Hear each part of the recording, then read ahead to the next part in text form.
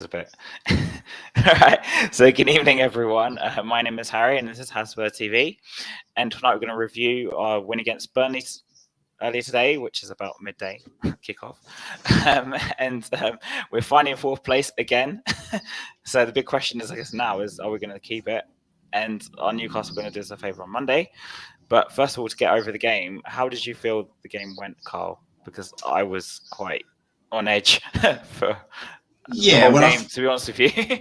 I think this one was always going to be more difficult off the back of that Arsenal game, wasn't it? Because, Burnley were always going to come and sit deep and try and play the way that they were going to play. They weren't going to come and kind of allow us to open them up. So it was always going to be a more difficult game in that sense. And one where you kind of thought an early goal, I think, would have settled us down and made it easy. And when that didn't come, you're sitting there thinking, the longer this goes, 0-0 and that. And obviously, just before half time, you're sitting there thinking, we're going to go in at 0-0 here, and it's going to be a difficult second half. But thankfully, we get that goal, and it kind of settles everyone down a little bit. But then the second half wasn't great, was it? Under a lot of pressure.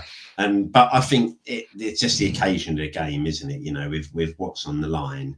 Just getting the win. It didn't need to be pretty. It didn't need to be fantastic. It just needed to be 3 points, which ultimately, thankfully, we've managed to get over the line, mate. So, we've done our bit and we've put a bit more pressure on. As they like to say. Yeah. But so, for example, it was 0-0 till the very last minute of the first half. We had a few. I thought in the first half we dominated more than the second, naturally. But did you ever feel that we weren't going to score? Because it got to like that point in the half, and obviously if they went in at 0-0, you think, maybe Burnley might think, we can nick this. Did you ever feel like the goal was never going to come? Because until that moment, which I didn't see the handball because I was at the game, but I didn't see it till they showed it on the screen, I think, after the decision. I didn't know what happened. I was like, what's going on? But did you ever feel like we weren't going to score? Because we did have a few, say, like half chances, but I didn't feel that was anything like solid for me. Yeah, I mean, the first half to me reminded me very much of the Newcastle game at home recently, where it was like, all us, and you got a team just defending for their lives, and you're sitting there thinking, can we break this team down? Sometimes you feel the creativity isn't necessarily always there.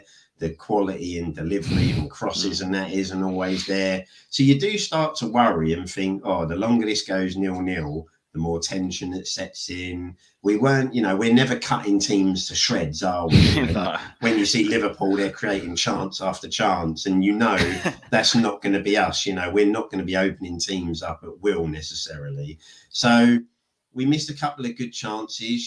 Kane missed one just before the penalty, didn't he? Where it was squared to him, and you're thinking, that could be a golden chance. Pope makes a couple of good saves. It was looking frustrating, and I was worried that if we went in 0-0 at half time, that second half was going to become even more difficult. And given everything that was on the line, the fans were going to get tense, and then I don't think we ever play well when it's like that, and I think we would have struggled to break them down in the end. So I was that quite penalty worried. was really, that was a major relief when we got that penalty.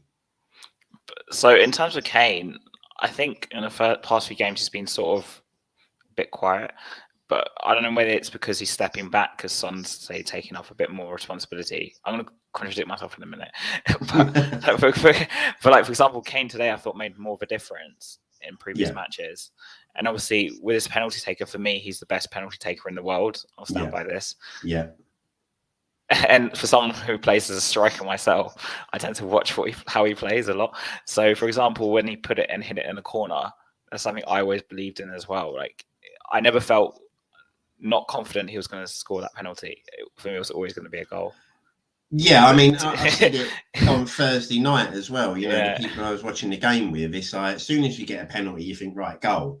And they're like, don't say that just yet. And it's like, this is Harry Kane. I'm just so confident when he takes it. Don't miss. Although I had to say, today's one had me worried a little bit. Really? At one point, it looked like that was going wide at one point, especially if that Pope didn't move. And I'm thinking, he's pulled it wide. No.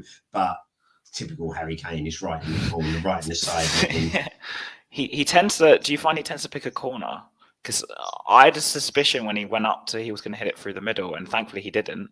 But maybe Pope thought he was going to do that. But he tends to hit it into either corner. Yeah, I get the impression he kind of before a game thinks, right, this is if I get a penalty, this is where I'm going.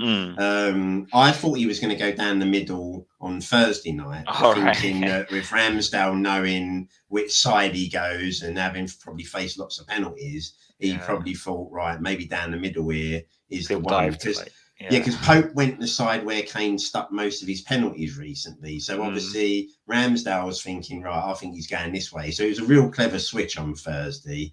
But I do think he is a player who he probably before the game says, if I get a penalty, this is the one I'm going for today. And he's probably practiced, in training before the game, he probably takes at least 10 or so at the end of every session and thinks, that one's working for me. So that's what I'm going to stick with if we get one during the game. So I never think that guy is going to miss. Because I think the only penalty he's missed was on his debut against Hearts, wasn't it? And since he hasn't missed a penalty since. How many years ago was that now? It was a good few years ago now, that when it in Europa League. So 9 years ago? That must have been about 9 or so years, seven, maybe 7, 8 years ago. Yeah. And since then, he hasn't missed one. And I don't think he'll miss one for a long while, to be honest. No, it's weird because on Thursday I thought he was going to put it on the bottom right. I don't know, how the feeling.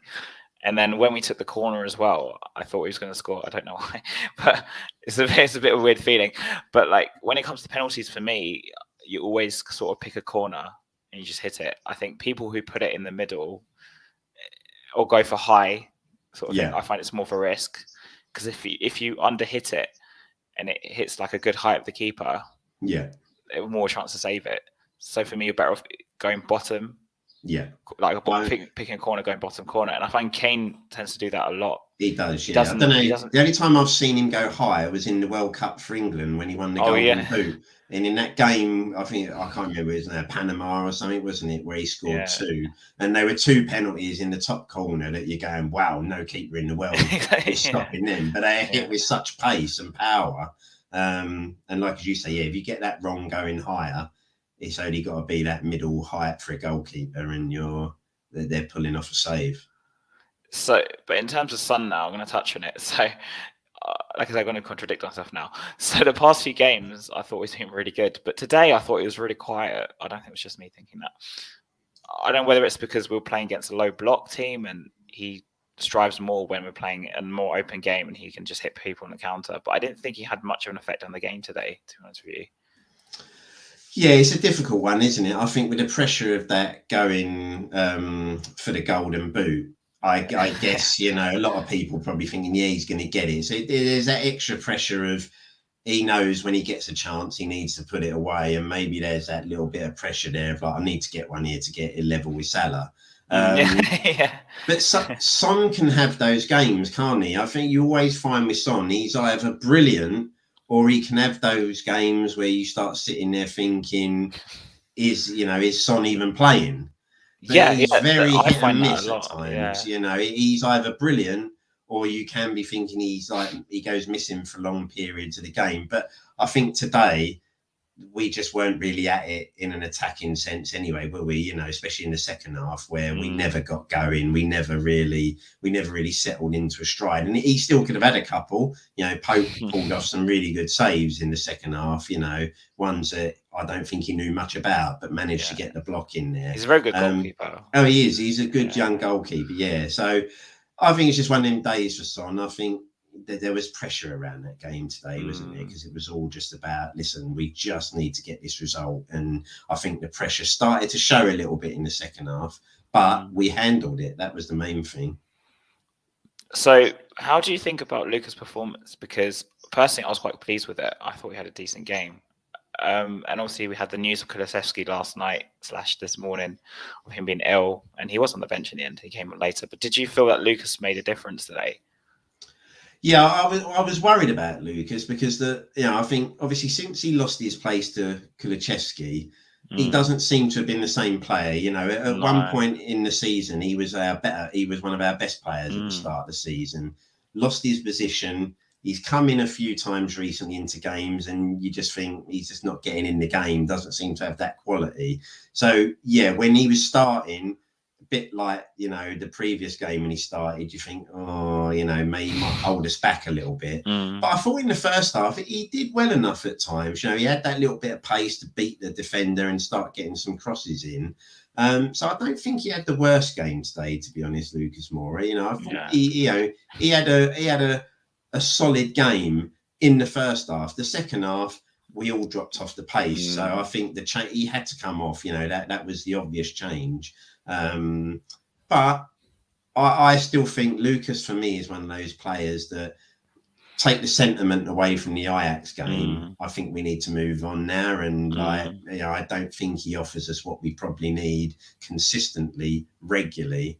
So for me, if he was a player that a bid come in for in the summer, I'd probably be looking on the side of accepting that to kind of move him on and bring someone else in. But he did okay today, I thought, at certain points. A bit like everyone else. No one had a brilliant game. They had little flashes. And I think he was one of those, had some good flashes.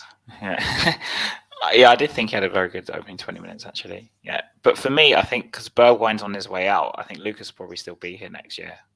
Yeah, I wouldn't be surprised with that. I think, as you say, Bergwijn, I think, is probably frustrated with his football. And ultimately, let's be honest, if he hadn't scored those 2 goals against Leicester, he was King Power, he probably would have been gone in January. But you couldn't get rid of him after that. So I wouldn't be surprised to see Lucas there next year as a squad player. And like I say, he wasn't bad in the first half. He beat that defender a few times. He offered that little bit of pace, but then he can just be frustrating because, again, he's a bit like Son. He can suddenly disappear for long periods of a game. So I'm going to go back to central midfield now.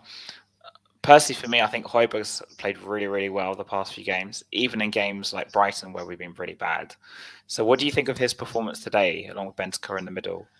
Yeah, I'm like you. I thought Højbjerg was, especially in that Arsenal game, he was really good at just breaking up the play. And that's what Højbjerg's good at, isn't he? Yeah. You don't, he's, on the ball, yes, he's not going to be a well beater with his passing and that, but he can break up the game. And he did that so well on Thursday. And today, it's one of them, isn't it? That game probably doesn't suit him as much because we had large chunks of possession in the first half. So, when you're playing a side where you're going to have a large chunk of the ball, that's where you might prefer to have a more creative player in that position. But I still think he played well today. He got caught out a couple of times where suddenly the one thing he can do is get caught out not realising he's getting closed down quite a bit. Suddenly gets the ball nicked off him and you think, oh, come on, you must have known you was getting closed down. But I think in the second half, when we were under the cosh a little bit more, him and Bentancur kind of earned their money, didn't they? Because they were putting tackles in, getting in the way, breaking it up. So I think that's what he's good at. If he's doing what he's good at, then he's a really good, solid player. If you're looking for him to be a creative player, then that's not his game at all. Like, for me, I think, I don't know if you agree with this, but he gets a lot of unfair criticism on Twitter because he's not this, like you said, he's not this to be this sort of creative player. Yeah.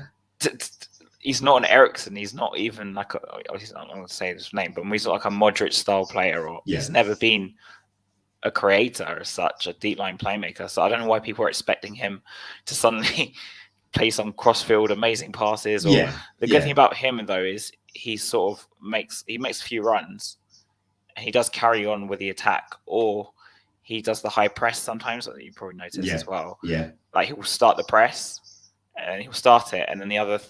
I noticed this. So Kane and Son will follow, maybe Lucas, but then because he started the press, the 3 will cover, and he'll drop. It's sort of like something I've noticed in the past under Conte. I've noticed, and like with Bentancur, he seems to have.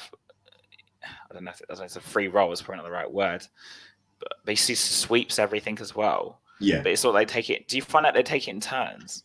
I think I think they've got a decent partnership where I think, there's a lot of talking there and understanding of, well, if you're going to go there, then I need to come back here, which is what Conte will be working on, because I think there was one point in the second half where Sanchez wasn't where he should have been, and Conte absolutely did his pieces at him. So you can tell a lot of it in training is worked out, right? Well, if you're going to be there, you need to be here. If we've got the ball there, you need to be here. Yeah, but I think, like as you say,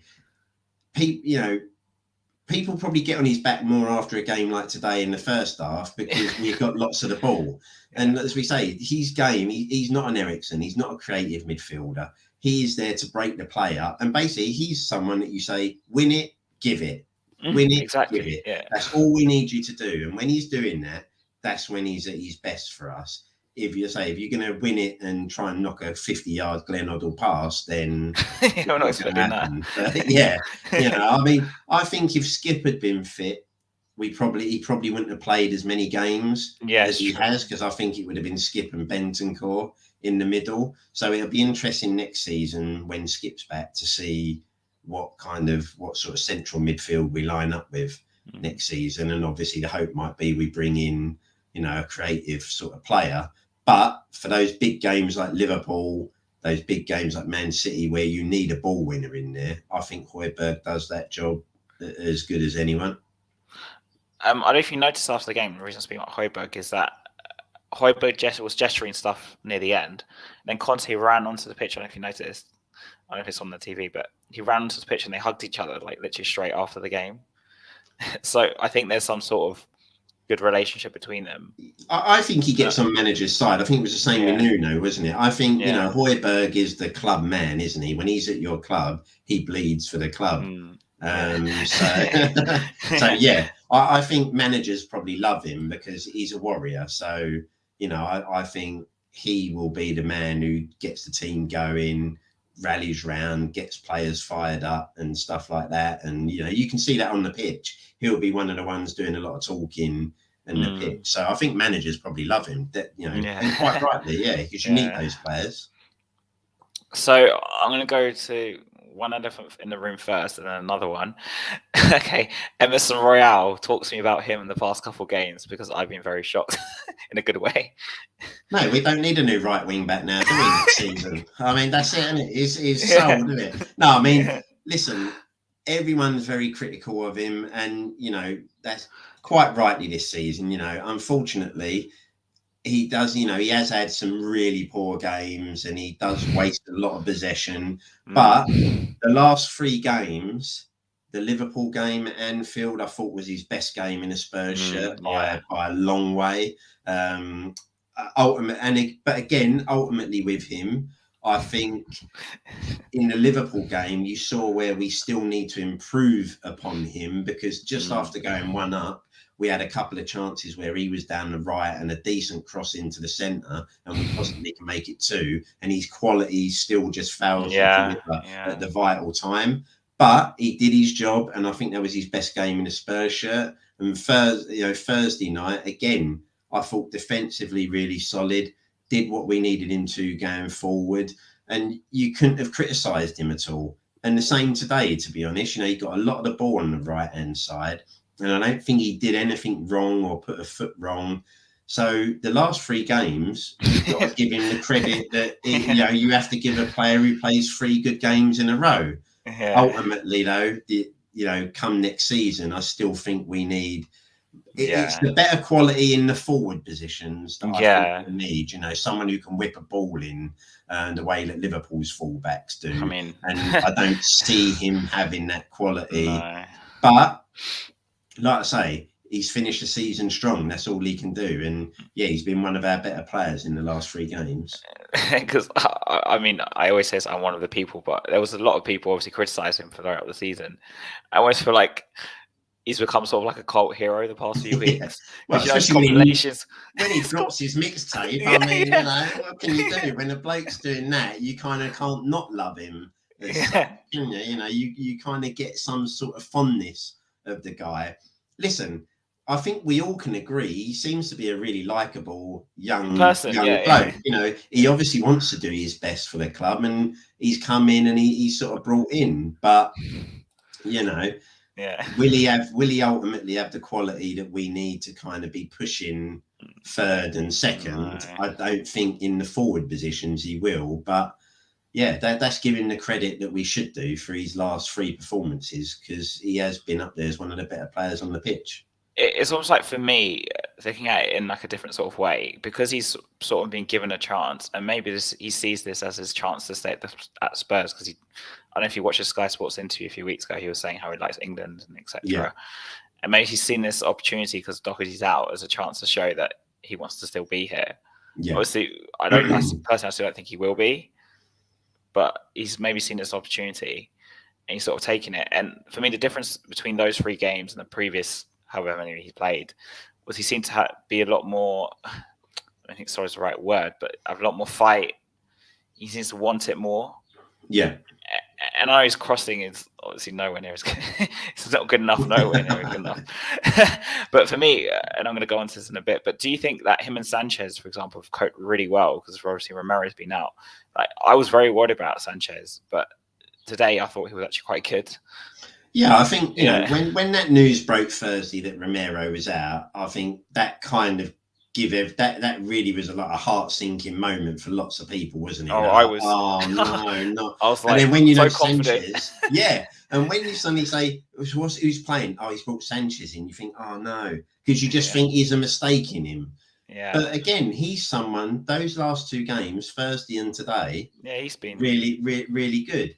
Now, not being funny, if he's put under a lot more pressure from better players, is he gonna, you know, can he put up with it? There's still errors in there, but you can only come in and do what you can do, can't you? And both those players have faced a lot of criticism from Spurs fans, but including myself. Yeah, and me too. Yeah. But they've stepped in and they've done they've not just done an okay job, they've done a really good job in the last few games. So, you know, we can be quick to criticise, but you've also got to be quick to actually go, well, yeah, you know, the guy was really good today, you know, really solid. Yeah.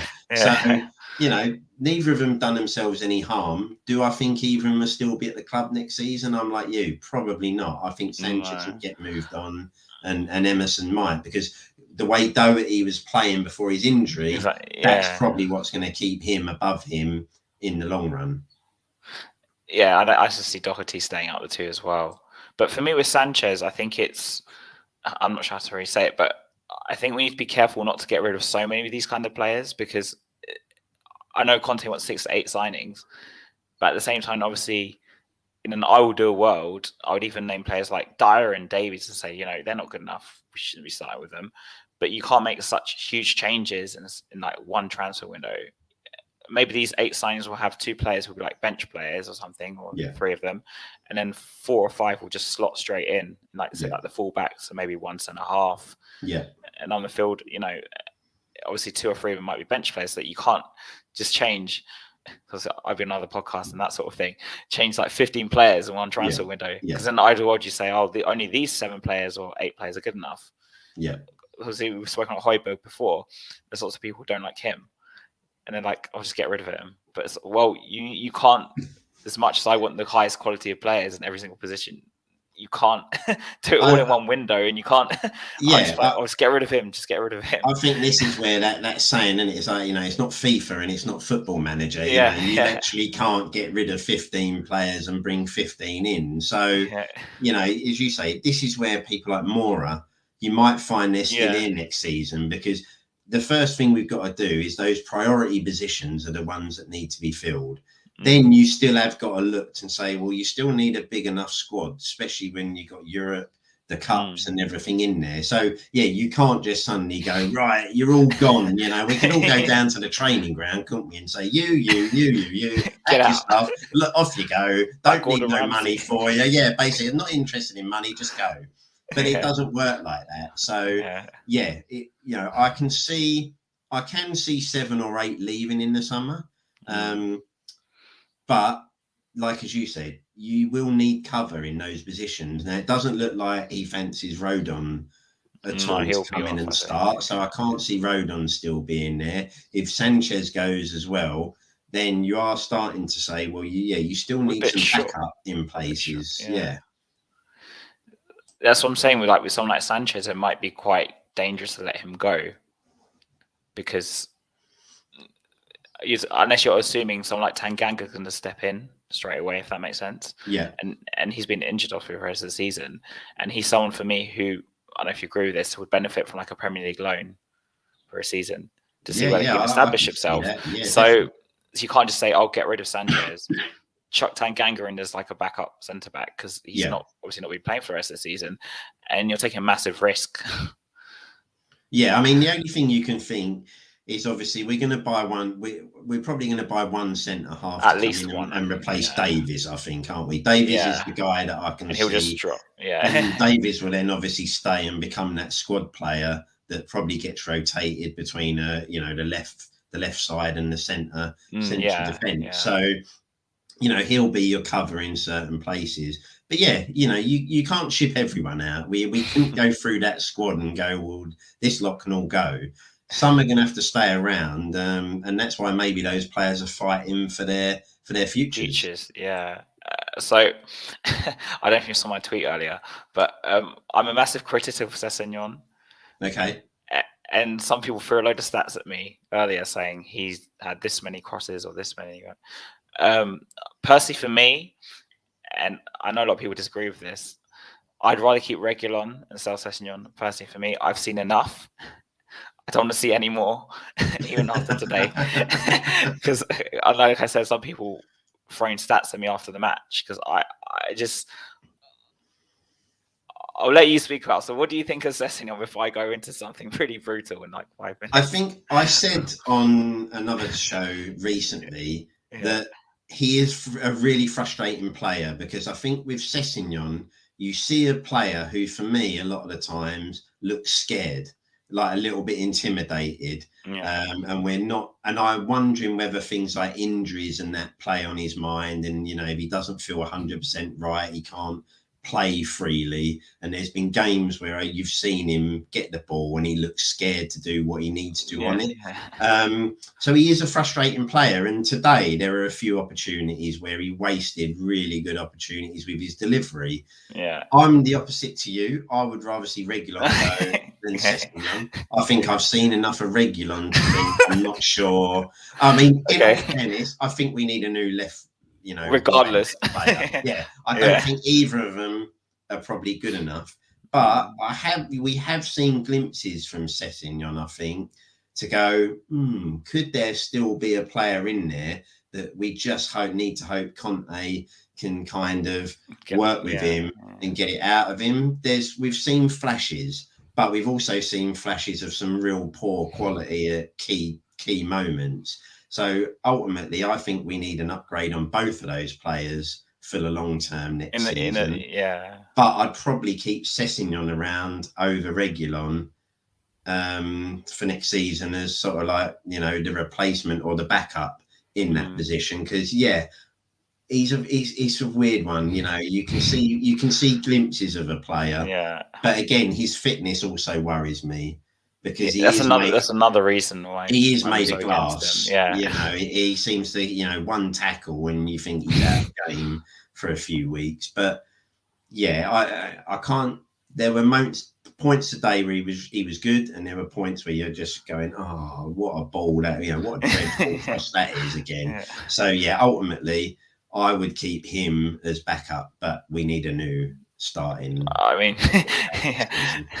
So for me, my frustrations lie in two or three things.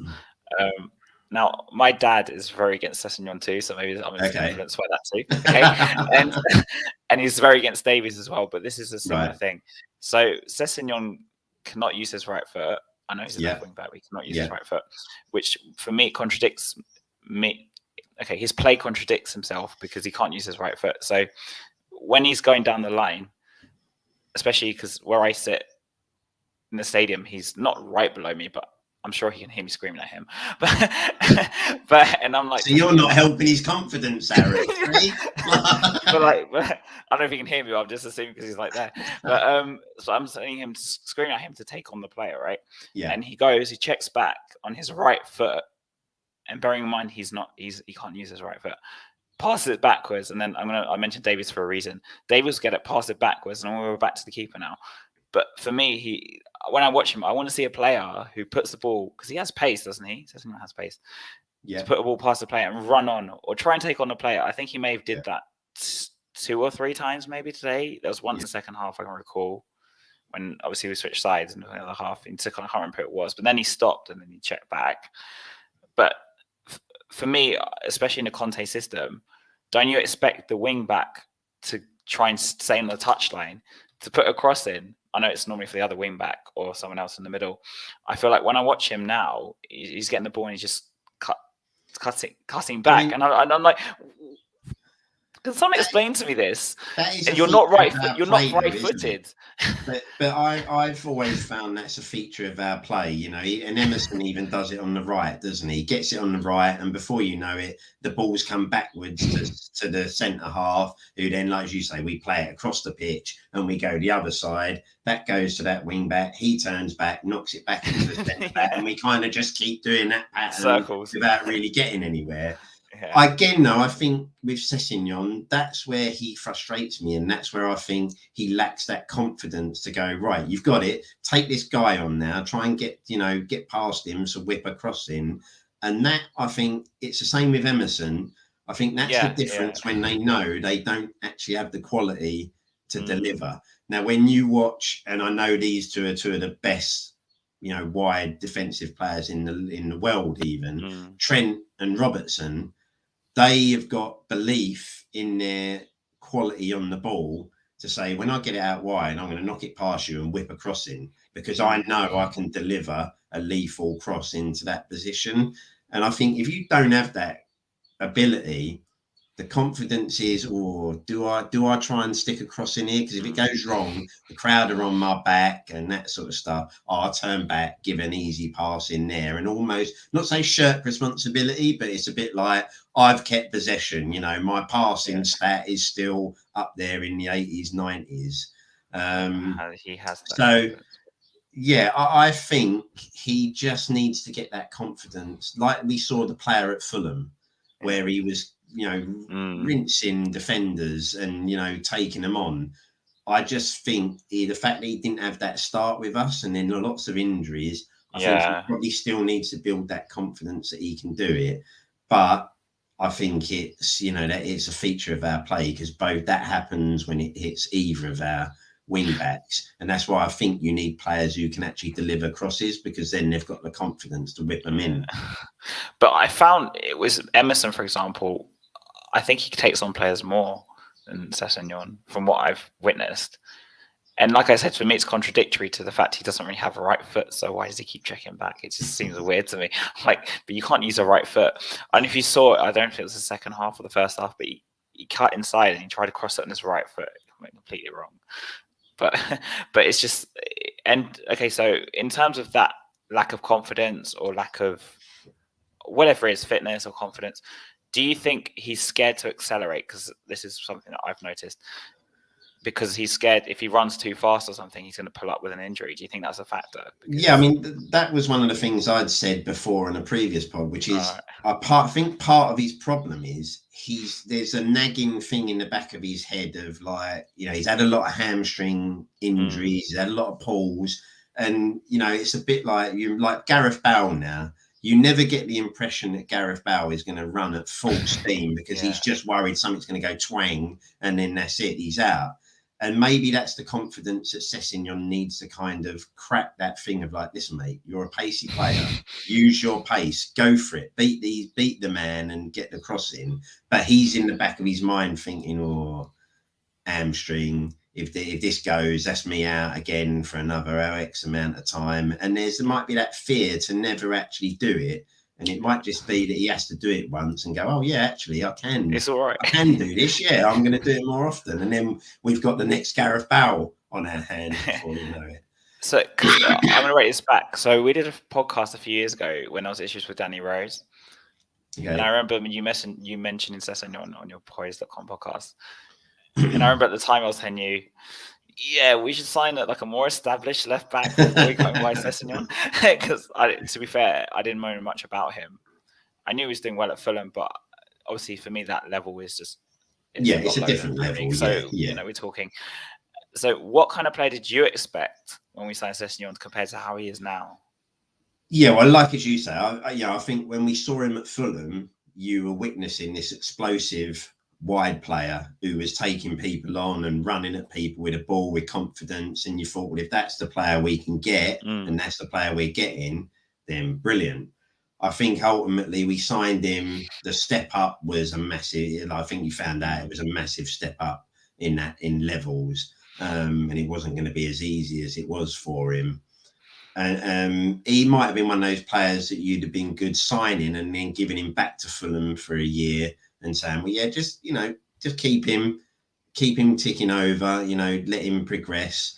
But he certainly hasn't been the player I thought we were getting, because I thought we were going to get that pacey guy who takes people on, whips crosses in, is confident. And I don't think we've ever seen a confident Sessegnon, to be honest. And I think we're still yet to see that.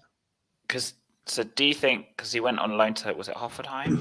Schalke, wasn't it? Schalke. Was it Schalke? Or? Yeah, Schalke. Yeah, I think it was Schalke, yeah. Because I don't know how well he did there, because a lot of people I remember were praising him, at least on my timeline, when he was on loan. So I was expecting a better player to come back, I guess. But how old is Sessegnon? Is he 22, 23 now or something? He's still young. So there's still the development there that might come. And obviously under Conte, that could, we've seen flashes of it and let's face it, he's played some big games. He played at Man City. Yeah, he did. Played well that day. He played at Anfield. And he played really well. He played well on Thursday. So when the big games come, he doesn't let you down. So maybe that confidence is starting to grow. And who knows, next season we may actually, if he can get that, like I say, if he can get that injury stuff out of his head. I'll be eating my words. Then, maybe maybe everyone will be eating their words. So like you made a good point, because I think it's almost like defensively he's looked better. Yeah. Compared to say how I saw him under Mourinho, or when he first joined under Poch, didn't play much because he was injured. But like defensively for me, he has improved, and even today he looked better. Yeah.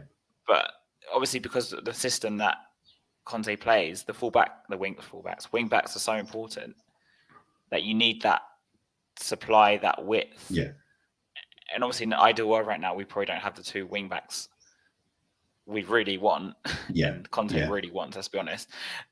But if Sessegnon, like you said, is probably going to be here next year, because personally for me, I think Conte does kind of like him. Yeah, I do. Yeah, I think we've seen that Conte likes him. Yeah. Yeah. So do you expect him to progress next season then? Yeah, I mean, he's got to. When someone's a young player, you can expect inconsistency from young players, but essentially, as the years go on and they start reaching their peak years, the consistency should be there. I think, like as you say, I think if you look at our system right now, we're being hamstrung by the fact that we don't have the two wing backs that we need to make our system even better. So although we're playing well, if you put two really good wing backs in those positions, if you put Robertson and Trent Alexander in that Spurs team at the moment, it's a different animal. And when Conte maybe gets that, then we'll be even better. No, but I think given his age, I would expect next season to see a little bit more consistency. Hopefully, the injuries, if they're out of the way, we might see him more confident on the ball, better defensively. You've got to see him improving year on, year out, and consistency becoming better. But I think the fact he's 22, I think Conte likes him. So I definitely think he'll be around next season. But will he be the main player? I don't think so. No, I don't think so either. But it's not just me in my stand who was shouting at us to take a player on, because there was some guy behind me and he goes, take him on. And he must have heard about 5-6 times. I go, so don't waste your time. I've tried that for like the past 5 weeks. I've tried having a word with him. It don't work, mate. Yeah. It's like, but it's just like, for me, because it's just frustrating. Yeah, it is. Yeah, it is. It's very frustrating. Because also for me, I think it's partly confidence, like you say. I think it is. That's the biggest thing, I think, holding him back at the moment. Yeah. So I want to touch a bit on Hugo, though, because he's another one who I think still kind of divides opinion on Twitter. So I don't know if you noticed he dropped like a cross or something on Thursday. Yeah. He did redeem himself later on. But do you think he's been playing well in the run-in so far, or? I do, yeah. I mean, see, again, the way I look at it with Hugo is when you look at where we are and what positions we need to strengthen next season, the goalkeeper isn't one I'd waste my time on right now. You know, if we get Sam Johnson, which is, I think we need another backup because Galini's come in and been a horror show. So he's going back. So you need a backup to Hugo, and we are going to have to look at starting to replace him within the next, not next season, but the season after. We are going to have to start getting ourselves a new number one. But I still think he's got another really good season in him. And I think when you look at the games recently, again, at Liverpool, I think he did his job really well. He kept us in that Aston Villa game. We don't win that Aston Villa game without Hugo in the side. So that was a massive game. He's always been a good shot stopper, but he can always have those lapses in concentration where suddenly Hugo, I think, is a player who, if he makes one mistake, he normally follows it up with two or so in the next couple of games. A bit like, the Wolves game where he cost us a couple of times there. Yeah. But he's a consistent performer. And I don't think, given the areas we need strengthening, he'd be someone I'd be looking to replace next season. I still think he's a good goalkeeper. He's made big saves at crucial moments. So I think he's got another year in him, but we are going to have to look to start getting that replacement in the very near future. That's for sure. Because, for example, my brother really doesn't like Lloris. He wants he wants a new goalkeeper right now. he's like, we'll take Sam Johnson, but he wants someone else right now. The trouble is, are you prepared to waste a large chunk of your budget? It's like, that's why I said 15 players. If we're talking about everyone wants 15 that's right, yeah. If I've got unlimited funds, the sugar daddy, then that's go. But right now, do I want to drop 30 million on the goalkeeper? No, I don't think that's the priority positions, to be honest. So, obviously, we touched on the first half that were really good. So, what do you think happened in the second half? Because I felt there were a lot of times where they hit the post. We felt a lot of pressure. Lucky, So do you think Conte sort of managed the game, or do you think the players sort of just stuck, just strong and just? I think a bit of pressure kicked in, to be honest. I think, we got that one goal at half time, and that probably changes the team talk, doesn't it? Because I think if we go in 0-0, we come out fired up and we're like, right, we need to get off to a really quick start. But getting that first goal suddenly means we just don't need to make a mistake here now. Now we need to manage the game. And yes, we want to go and get a second, but we have to make sure we don't concede and we don't lose this or get, the win is the vital thing here. So I just think it was a mixture of all those things, a bit of tension kicking in, a bit of game management. Also, probably, we didn't really play that well in the second half. We just weren't on it. We couldn't find no consistency. We couldn't get the passing going. We couldn't get Harry in the right areas. We couldn't get Son on the ball where we needed him to. Lucas kind of dropped off with what he was doing. But I think all in all, that just came because of the whole, what's on the line. We have to give Burnley some credit because they came out and they put up a fight in the second half. And that one that hit the post, we all thought that was in. You thought this is it.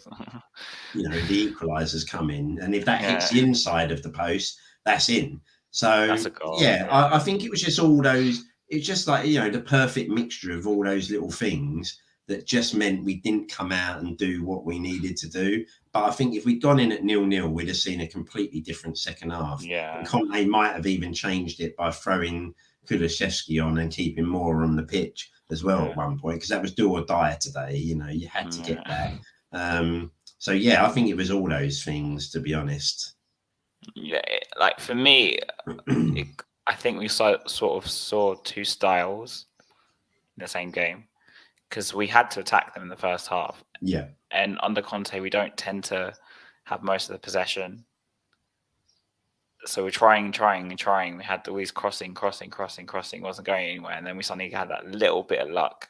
I have to admit, it's a bit lucky with the handball. Did you think it was a handball? Yeah, I actually honestly can't believe why Burnley was so upset. I mean, when you're going to go into the penalty box with your arm out like that, then given the way the modern game is played, well, you're asking for trouble, aren't you? How many times it happened to us? Champions League final, Newcastle at home. So, if you're going to go into the box with your arm up, you risk giving a penalty away. So I'm not really sure what they were arguing about there, to be honest. I thought it was a penalty. So yeah, and not be funny, I'll take that luck all day long. But I felt like we needed that. I don't know. I felt like we needed something like that. Yeah, and I think we've always said, haven't we? Those teams. See, this is why I was more confident in the Liverpool game than I was today, because we all knew Liverpool are not going to change how they play to try and nullify our threats. They're going to do what they do, and they're not going to worry about us. When Burnley, Brighton, Wolves, Southampton come to Spurs, they're going to pack the midfield. Don't let Kane get any space. Try and keep Son under wraps. And then they know Spurs find it difficult to break teams down because they're not a team that are going to go threading through balls through you. They're not a team that they haven't got a pacey forward who's over the top and, running into channels. The wing backs are not going to cause you many problems in terms of attacking positions. You'll frustrate them, and teams know they can do that with us. So I was more worried about today than I was at Anfield or against Arsenal. It's the same with me on Thursday. It's the same with me because I actually hate playing Burnley. It's one of the games that makes it feel sick. Because it's just one of the games I just know it's going to be like a really grueling game just to watch. Yeah, definitely. Unless we get an early goal, it's just good. And we didn't, of course. And that's what happens, the few times we've really given them a thumping at home was because we get an early goal in the first 10, 15 minutes, and then, the game, you free up a little bit more at that point. Yeah. So I can't not talk about the game tomorrow. So Newcastle playing Arsenal tomorrow. Do you think there's a chance that Newcastle will get a result for us? Yeah, I do. Yeah, I really do. But how confident are you? Because do you know what? I'm actually quite confident because I think when you put the mixture together now, when you give Arsenal suspension, the injury that they picked up, and the fact that they got well beat, that's a confidence denting. The fact Newcastle is their last home game of the season, so they're going to be looking to put on a show, go out with a bang in front of the home supporters. They're not a bad side. They haven't been playing badly at all recently. They've had a good run of form. So I'm actually quietly confident that Newcastle will get something and even a draw. I mean, a draw for me, if someone said, would you take Newcastle getting a draw tomorrow? I'll take your hand off right now because I go, yes, definitely, thank you. Anything, boring 0-0, I'll take that all day long. But I think they're actually going to get a result. And I'm saying the result to me is a draw or they win that game. Yeah, of course.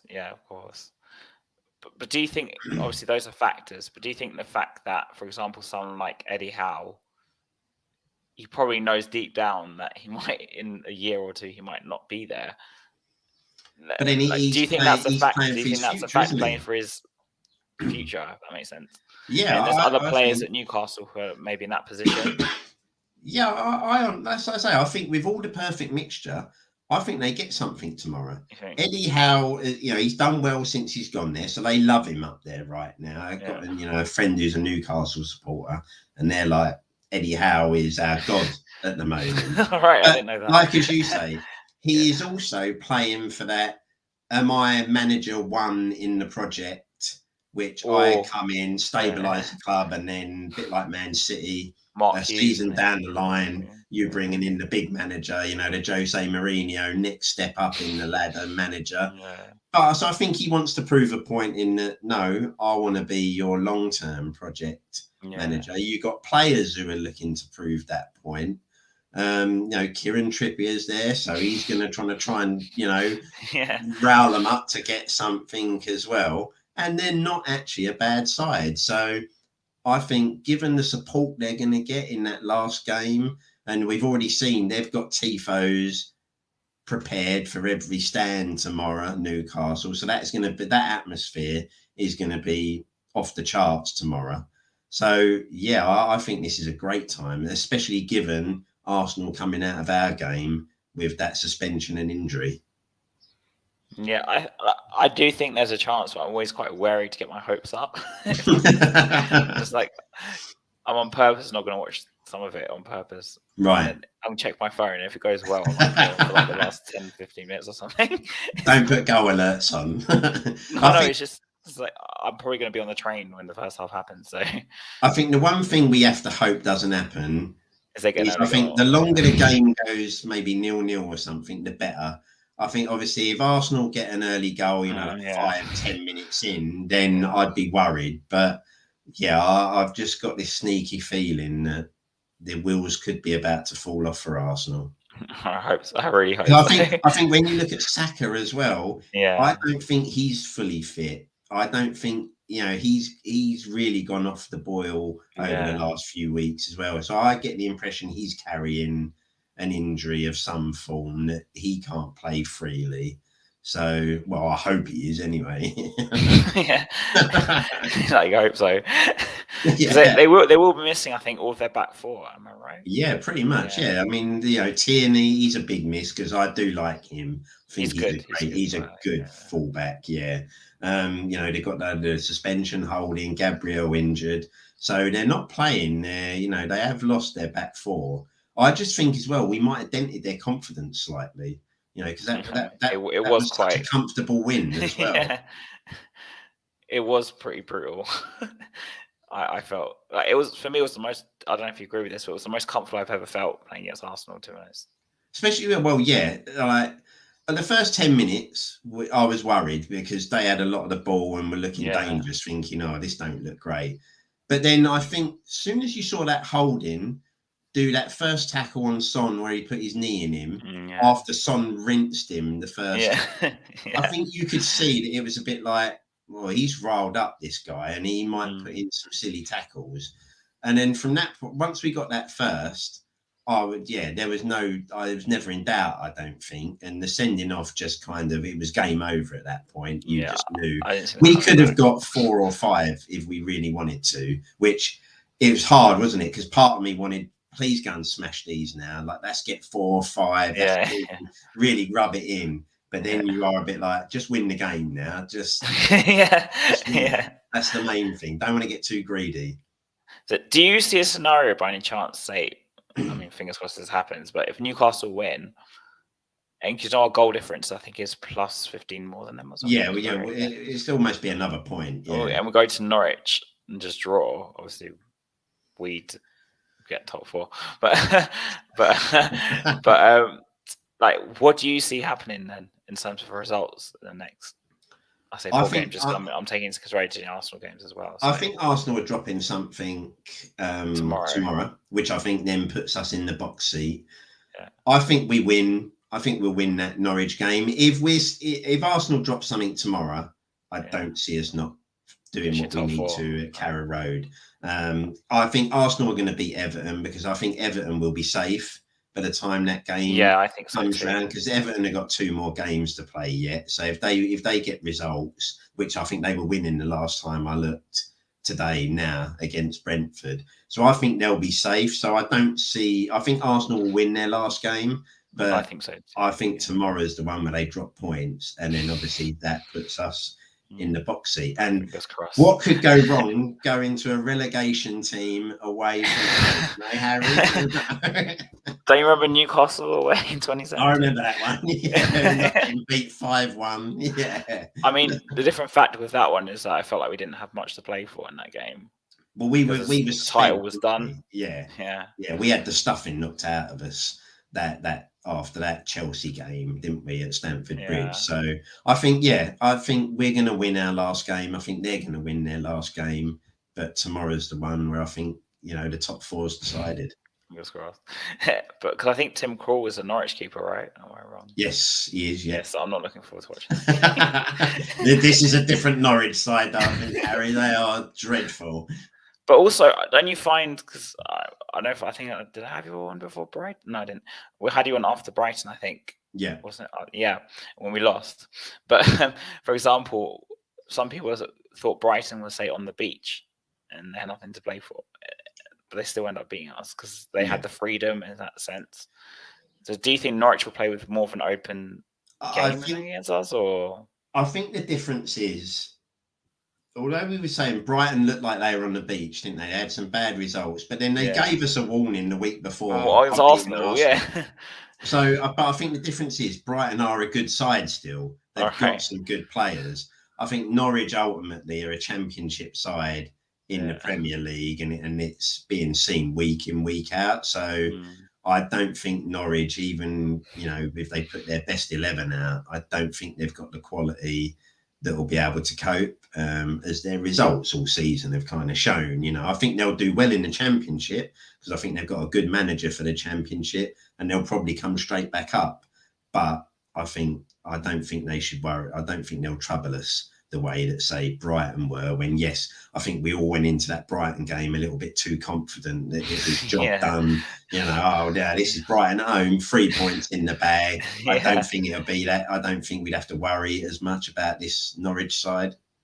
Yeah, do you ever see a scenario when Everton get a point at the Emirates and we win it that way? For me, I don't see it happening. If Arsenal are going to drop points, it'll be tomorrow for me. It reminds me, though, do you remember the last game before when Brighton got a draw at the Emirates? I think if Arsenal drop points and, say, even lose tomorrow, then I think they could be shocked confidence-wise, where Everton actually managed to even get a draw there. Obviously, if Arsenal win tomorrow, then there's no hope because the confidence will be up for that last game. Yeah, and if Everton are safe, then the relief that they're actually safe might mean that they just drop off. But I wouldn't put it past them. You never know. Not with this Arsenal team. I don't want to touch on one more thing just before I end it. So, did you see about the whole stomach virus thing? Sorry, I just have to bring this up because it was a relive 2006. 2005. So, Everton lost 3-2. Did they? Wow. Oh, so that's great for us. That is. That's brilliant. So I can't not touch on this because of the whole lasagna gate back in, was it 2005? Yeah. Okay. So you did see about this whole stomach virus thing that Kulusevski couldn't play, and then I think it was Jonathan Veal who said, or Asdegaard, maybe it was both of them, reported that apparently Lucas originally had the virus. He gave it to 4 other players. I don't know who the players were. And obviously, Kulusevski was out ill yesterday because of this virus. Were you having lasagna flashbacks or something like me? Because when I was reading, I was like, oh no, here we go again. Mate, I would say if one player sneezes at the training ground, you ship him off home. Right, out, get out. Sanitize. You send your own chef, you go and buy all your own food. Don't take no chances. But I think we'll be all right, to be honest.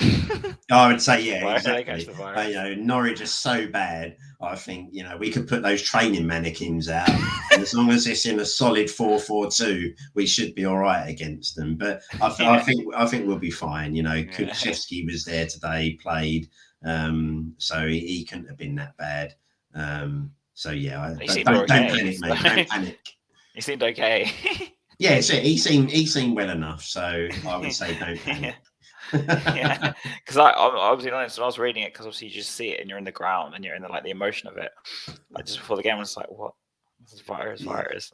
You can tell you're a Spurs fan, Harry, because the slightest thing sends you start worrying. Sweating. It's like PTSD of old stuff. Previous wounds, previously wounded. You can never get out of it, unfortunately, mate.